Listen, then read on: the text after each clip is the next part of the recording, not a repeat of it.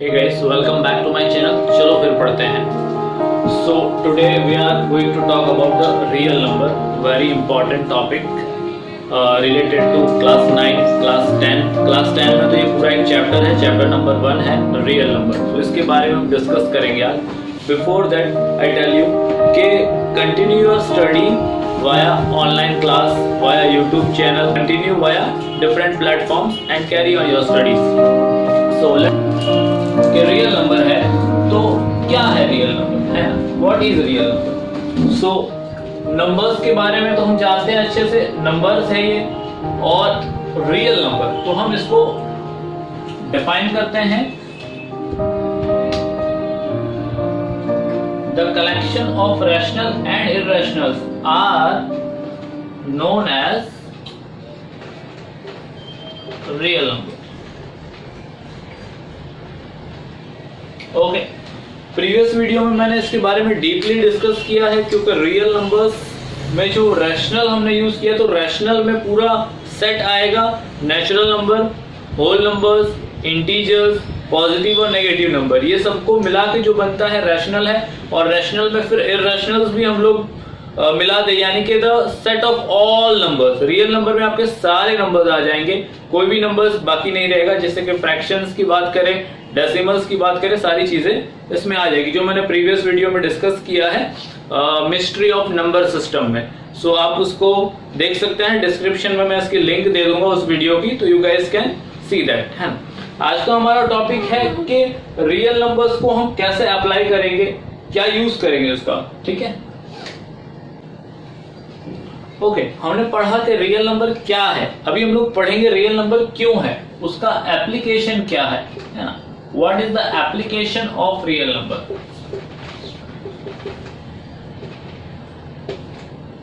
So to measure the distance, to measure the mass, velocity, ये सारी चीजों को मेजर करने के लिए हम रियल नंबर्स का यूज करते हैं, रियल नंबर्स यूज होते हैं.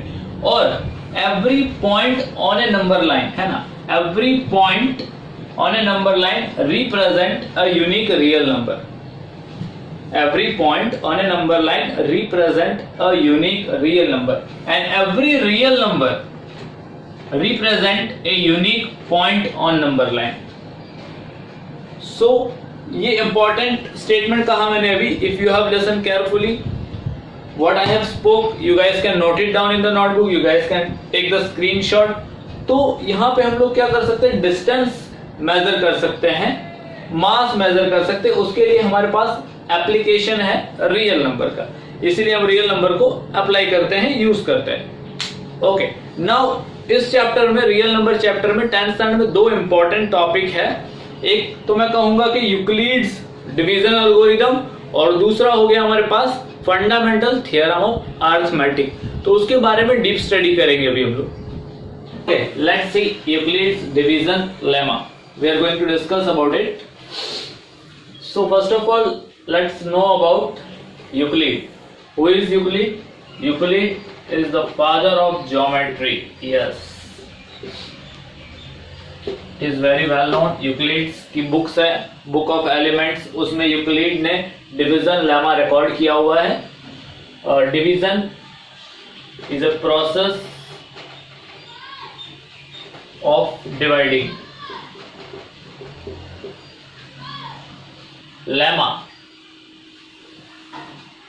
Lemma is little bit different or new for you. So lemma is a proven statement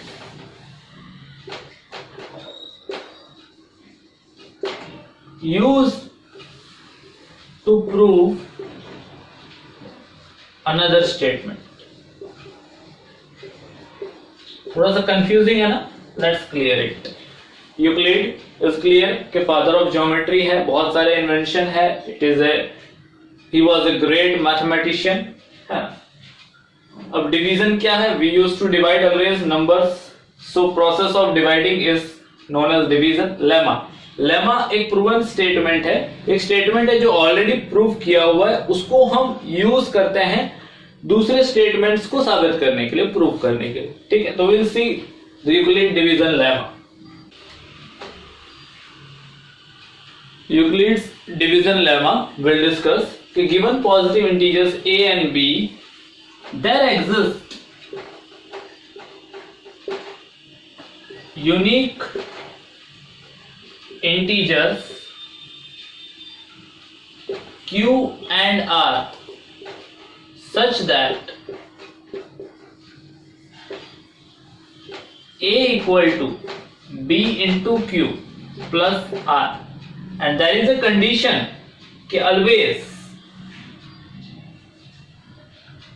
0 is less than or equal to r and r is less than b.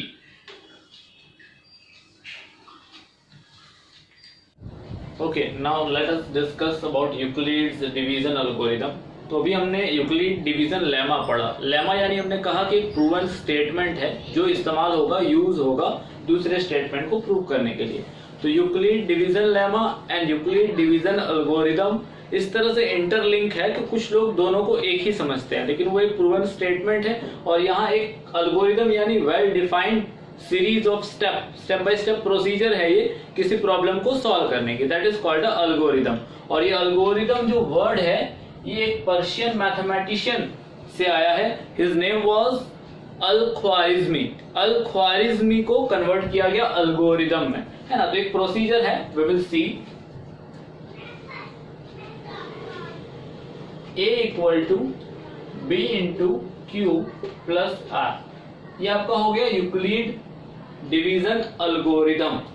यहां पे आपका a क्या है, तो a is the dividend. b क्या है आपका, तो ये डिवाइजर है into quotient plus remainder. r means remainder. तो whenever we carry out the division process, जैसा कि हमने पढ़ा दो नंबर से a एंड b, ठीक है ना, जिसमें हम लोग लिखेंगे कि a is always greater than b, ठीक है ना. तो हम a को डिवाइड करेंगे, दो पॉजिटिव नंबर है a एंड b.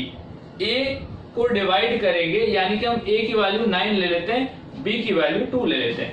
a को डिवाइड करेंगे b से, तो दो आपको चीजें मिलेगी, एक क्वोशेंट मिलेगा, एक रिमाइंडर मिलेगा, है ना. Let's see. 2 4 जा 8, 9 माइनस 8 यू विल गेट 1. अभी हमने पढ़ा कि a equal to b into q plus r. तो here this one is the q, that is the quotient, remainder that is r, जिससे हम डिवाइड कर रहे हैं डिवाइजर. डिवाइजर को हम यहाँ पे b और ये है आपका a जो डिवाइड हो रहा है, डिविडेंड, ठीक है. यहाँ हमने एक कंडीशन भी पढ़ी थी लेमा में कि आपका क्या था, 0 इज लेस देन और equal to r, r is less than b. सो 0 रिमाइंडर लेस होगा 0 से या तो इक्वल होगा 0 से, और जो r है वो हमेशा लेस देन b होगा. हमारा डिवीजन प्रोसेस तभी स्टॉप होता है जब यहाँ पे जो रिमाइंडर बचता है वो हमारे डिवाइजर से स्मॉलर हो जाता है. उस केस में हम डिवीजन प्रोसेस को स्टॉप करते हैं. तो हमने पढ़ा था लेमा में कि given positive integers a and b, दो पॉजिटिव इंटीजर अगर दिए गए हैं तो there exist unique integers q and r such that it will satisfy this a equal to b into q plus r. ये कैसे सेटिस्फाई करेगा वो देखते हैं हम लोग अभी. Let write it down. a यानी 9 लिख देते हैं. 9 equal to b into q, ये q हमने ऑब्टेन किया है, ठीक है ना, 4 प्लस रिमाइंडर 1. अभी हम इसको सॉल्व करते हैं, ठीक है ना. तो 9 है यहाँ पे आपका LHS में. 9 इक्वल टू 2 4 जा 8 प्लस 1, यानी ये भी 9 हो जाएगा, यानी बैलेंस हो जाएगा. तो ये हो गया आपका यूक्लिड्स डिवीजन एल्गोरिथम. हम इस यूक्लिड डिवीजन एल्गोरिथम को यूज करके HCF फाइंड कर सकते हैं दो लार्जर नंबर्स का. जनरली हम HCF फाइंड करने के लिए क्या करेंगे, हम प्राइम फैक्टराइजेशन मेथड यूज कर सकते हैं, डिवीजन मेथड यूज कर सकते हैं, बट हम लोग यहाँ पे यूक्लिड डिवीजन यूज करने वाले हैं इस क्लास में. 8 में हमने सीखा प्राइम फैक्टराइजेशन, फिर और हायर क्लास में हम लोग डिवीजन प्रोसेस सीखे, और उसके बाद अभी हम लोग यूक्लिड डिवीजन एल्गोरिथम को यूज करने वाले हैं. So now will study about the HCF कि एचसीएफ क्या होता है। अभी हमने बात की एचसीएफ की, तो what is HCF, let's see.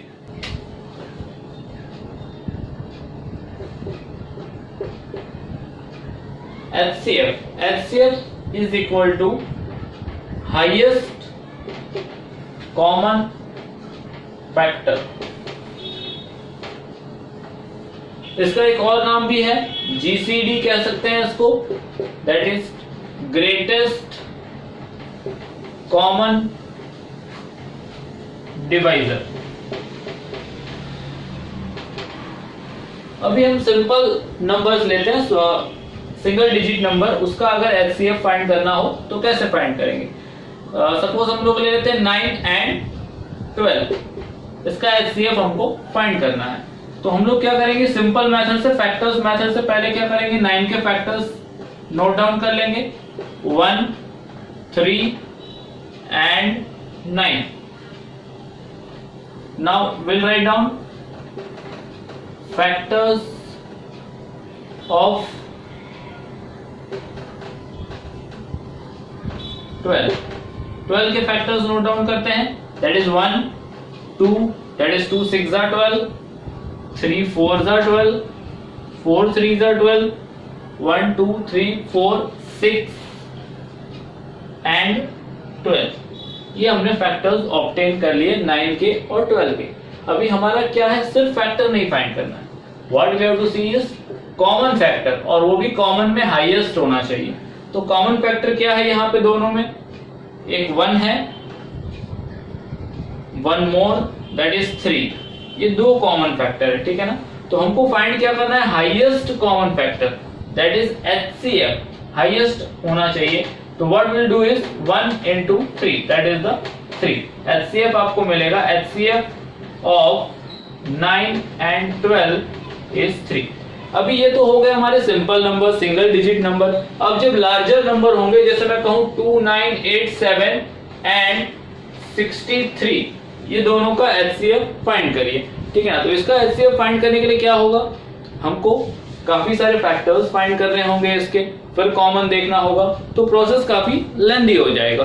तो उसके लिए हम लोग यूज करेंगे यूक्लिड्स डिवीजन एल्गोरिथम, जो कि सिंपल है और इजी है, जो कि हम लोग देखेंगे अभी कि कैसे यूक्लिड डिवीजन एल्गोरिथम अप्लाई करके हम एचसीएफ फाइंड कर सकते हैं।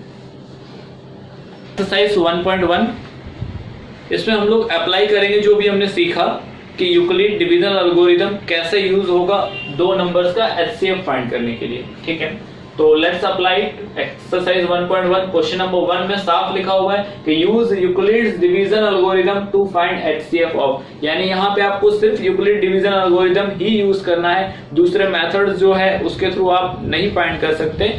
आपको यहाँ पे मेंशन किया हुआ है, सो वही मेथड हमको यहाँ पे यूज करना, ठीक है। Let's do it. सो दो नंबर्स है हमारे पास 135 एंड 225, ठीक है। यहाँ पे यूक्लिड डिवीजन एल्गोरिथम अप्लाई करके हमको इसको सॉल्व करना है। So let a equal to 225 and b equal to 135। क्यों हमने a की वैल्यू ग्रेटर ली, because a is always greater than b, okay. Now we will apply Euclid division algorithm a equal to b into q plus r। इस format में हमको इसको solve करते जाना है जब तक कि रिमाइंडर 0 ना हो जाए। तो a की जगह पे हम पुट करेंगे 225 इक्वल टू 135 इंटू, अब हमको यहाँ पे ऐसे नंबर से मल्टीप्लाई करना है कि जो 225 का क्लोजेस्ट नंबर हो, ठीक है। अब 135 2 जा करेंगे तो क्या हो जाएगा 270, जो कि ग्रेटर नंबर हो जाएगा। सो 135 इंटू 1 प्लस रिमाइंडर क्या होगा, यस 90 होगा। ये हमने क्या किया, मैं रफ वर्क में शो कर देता हूं आपको। 135 को डिवाइड किया है, सॉरी 225 को डिवाइड किया है 135 से, तो 135 1 जा 135 किया, माइनस किया तो रिमाइंडर आएगा आपका 90, ठीक है। सो हमने वही लिख दिया। अब ये चीजें बैलेंस होनी चाहिए, जैसे कि मैंने प्रीवियस डिस्कस किया था कि 9 is equal to 2 into 4 plus 1, 2 4 is 8 plus 1 9 हो गया, इधर भी 9 है, ये बैलेंस होना चाहिए। तो फॉर दैट पर्पस 135 इंटू 1 135 आया, प्लस 90 करोगे तो 225 आ जाएगा, यानी कि हमारा ये स्टेप बैलेंस है। अगले स्टेप की ओर बढ़ेंगे कि आपका जो डिवाइजर था यहाँ वो आपका इन करेगा आप डिविडेंड की जगह पे, और आपका जो रिमाइंडर था वो आपका नेक्स्ट डिवाइजर होगा। ठीक है, अब 135 को 90 से करना, अगेन 90 2 जा 180 ज्यादा हो जाएगा, सो 90 1 जा 90 हो गया, प्लस कितना करेंगे कि आपका 135 आ जाएगा, तो यस एग्जैक्टली 45 प्लस करेंगे। ठीक है, सो ये स्टेप भी आपका कंप्लीट है। 90 1 जा 90 प्लस 45 135 हो गया। यस, अब क्या इन आएगा, आपका जो डिवाइजर होता है वो नेक्स्ट स्टेप में डिविडेंड बनेगा, यानी कि आपका 90 इन करेगा और 45 आपका नेक्स्ट डिवाइजर होगा। 45 1 जा करने की जरूरत नहीं, 45 2 जा 90 आ जाएगा, तो 45 2 जा 90 हो गया, तो रिमाइंडर क्या बचा 0 ऑब्वियसली, क्योंकि 45 2 जा 90 है, प्लस 0 करेंगे तभी ये बैलेंस होगा, 90 हो गया।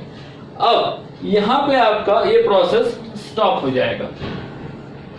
जिस स्टेज पे आपका रिमाइंडर 0 हो जाए उस स्टेज पे प्रोसेस स्टॉप हो जाएगा, और यहाँ पे जो आपका डिवीजर है एट दिस स्टेज, जो डिवाइजर है आपका वही आपका HCF है। We can write it down, HCF of 225 and 135 is equal to yes 45.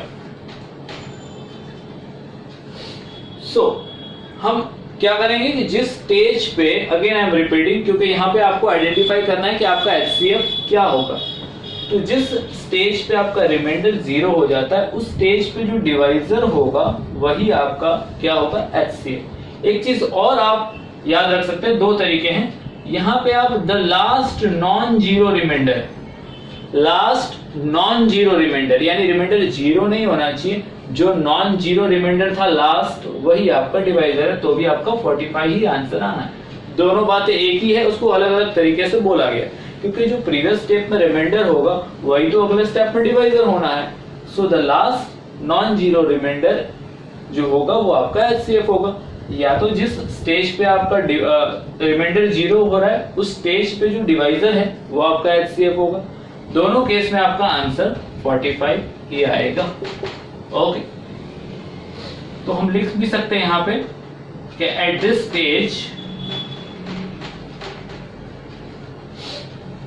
The divisor is 45, therefore इसलिए HCF of 225 and 135 is 45.